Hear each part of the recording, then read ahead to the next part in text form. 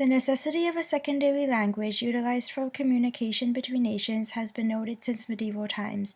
The secondary language chosen has historically been the one spoken by the most dominant state. The fact that dominance dictates the international auxiliary language adopted has been a sore point in international politics. As such, use of a constructed language is advocated.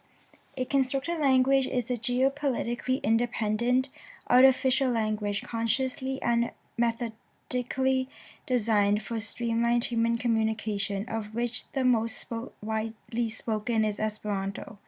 Our video is going to introduce the benefits on Esperanto, which in turn analyzes its viability to replace English, the current most dominant international auxiliary language.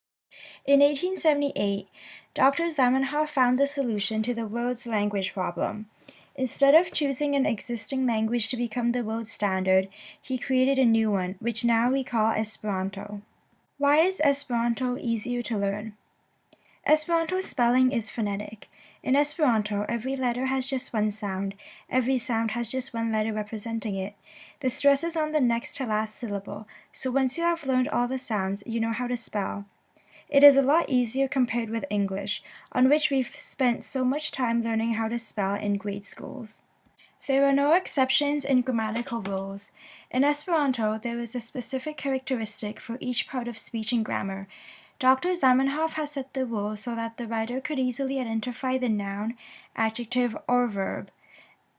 For example, be verbs are all the same in Esperanto.